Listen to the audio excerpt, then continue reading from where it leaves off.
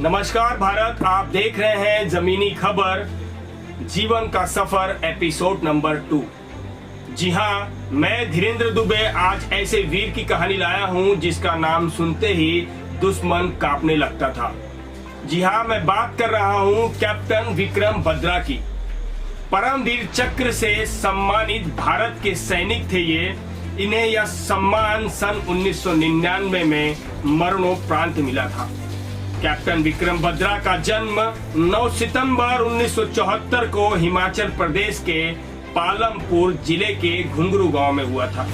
उनके पिता का नाम जीएम बद्रा था और माता का नाम कमलाकांत बद्रा।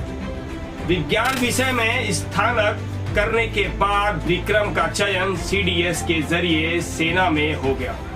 जुलाई 1996 में उन्होंने भारतीय सेना एकेडमी देहरादून में प्रवेश लिया। दिसंबर 1997 में शिक्षा समाप्त होने पर उन्हें 6 दिसंबर 1997 को जम्मू के सोपोर नामक स्थान पर सेना की 13 जम्मू कश्मीर राइफल्स के लेफ्टिनेंट के पद पर नियुक्ति मिली।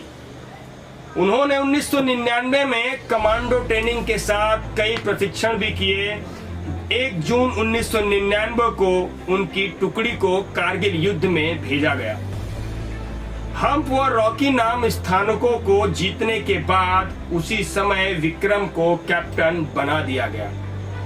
इसके बाद श्रीनगर लेह मार्ग के ठीक ऊपर सबसे महत्वपूर्ण 51-41 चोटी को पाक से सेना मुक्त करवाने का जिम्मा भी कैप्टन विक्रम बद्रा को ही दिया गया। बेहद दुर्गम क्षेत्र होने के बावजूद भी विक्रम बद्रा ने अपने साथियों के साथ 20 जून 1999 को सुबह 3:30 पर इस चोटी को अपने कब्जे में ले लिया। कैप्टन के पिता जीएल बद्रा कहते हैं कि उनके बेटे के commanding officer lieutenant colonel Y K Joshi ने विक्रम को शेर शाह का उपनाम से नवाजा था। जैसे मैंने आपको बताया, 20 जून 1999 की सुबह 3:30 बजे चोटी को अपने कब्जे में लेने के बाद विक्रम बद्रा ने इस चोटी के शिखर पर खड़े होकर रेडियो के माध्यम से एक कोल्ड ड्रिंक कंपनी की कैच लाइन यह दिल मांगे मोर को उद्घोष के साथ कहा तो सेना ही नहीं बल्कि पूरे भारत में उनका नाम छा गया। अब हर तरफ बस ये दिल मांगे मोर ही सुनाई देता था। इसी दौरान विक्रम के कोड नेम शेर शाह के साथ ही उन्हें कारगिल का शेर भी कहा जाता था। जी हाँ, अगले दिन चोटी 51-40 में भारतीय झंडे के साथ विक्रम बद्रा और उनकी टीम को फोटो मीडिया में आते हुए देख हर कोई उनका दीवाना हो उठा। इसके बाद सेना ने चोटी 48-75 को भी कब्जे में लेने का अभियान शुरू कर दिया। इसकी भी भगदौड़ विक्रम को ही सौंपी गई। उन्होंने जान की परवाह न करते हुए लेफ्टिनेंट अनुज नैयर के साथ कई पाकिस्तानी सैनिकों को मौत के घाट उतारा।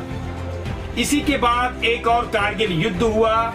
आखिर क्यों कहते थे पाकिस्तानी विक्रम बद्रा को शेर शाह? बने रहे जमीनी खबर पर बताते हैं। जिस समय कारगिल वॉर चल रहा था, कैप्टन बद्रा दुश्मनों के लिए सबसे बड़ी चुनौती में तब्दील हो गए। ऐसे में पाकिस्तानी की ओर से उनके लिए एक कोड नेम रखा गया और यह कोड नेम कुछ और नहीं बल्कि उनका निकनेम शेर शाह था। इस बात की जानकारी खुद कैप्टन विक्रम बद्रा ने युद्ध के दौरान ही दिए गए एक इंटरव्यू में दी थी। वार के दौरान फेमस हुआ जो उनका नारा दिल मांगे मोर। बताते हैं उस विजयी नारे के बारे में। बने रहिए जमीनी खबर पर। कारगिल युद्ध में बन गया था विजयी नारा ये दिल मांगे मोर। देखते ही देखते यह लाइन कारगिल में दुश्मनों के लिए आफत बन गई और हर तरफ बस ये दिल मांगे मोर ही सुनाई देता था। पाकिस्तान से युद्ध के दौरान जब भी जवान लड़ते समय यह नारा लगाते थे तब पाकिस्तान के जवानों में डर सा बस जाता था और हिंदुस्तान के जवानों में 3 गुना अधिक जोश भर जाता था। इस नारे को लेकर युद्ध जीतने का मूल मंत्र भी विक्रम बद्रा ही दिया करते थे। इसी दौरान विक्रम बद्रा ने 16 जून को कैप्टन अपने जुड़वा भाई विशाल को द्रोस सेक्टर से लिखी एक चिट्ठी में लिखा कि प्रिय कुश, माँ और पिताजी का ख्याल रखना।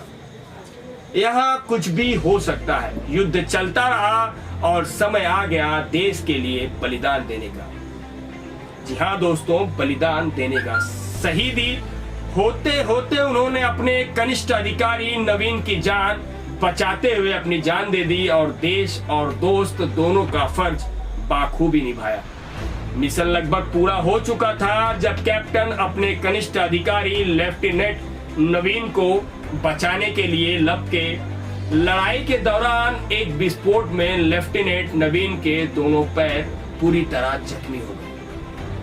जब कैप्टन बद्रा लेफ्टिनेंट को बचाने के लिए पीछे घसीट ही रहे थे तब उनकी छाती में गोली दागी गई और वे जय माता दी कहते हुए वीरगति को प्राप्त हुए। जी हाँ, आप देख रहे थे जमीन से जुड़ी जमीनी खबर पे ये शो जीवन का सफर एपिसोड नंबर 2। अगर हमारा शो और हमारी जानकारी आपको अच्छी लगे तो लाइक करें, सब्सक्राइब करें और कमेंट जरूर करें ताकि हम ऐसे ही बेहतरीन शो आपके बीच में, ऐसे ही बेहतरीन कहानियां आपके बीच में लाते रहें। नमस्कार।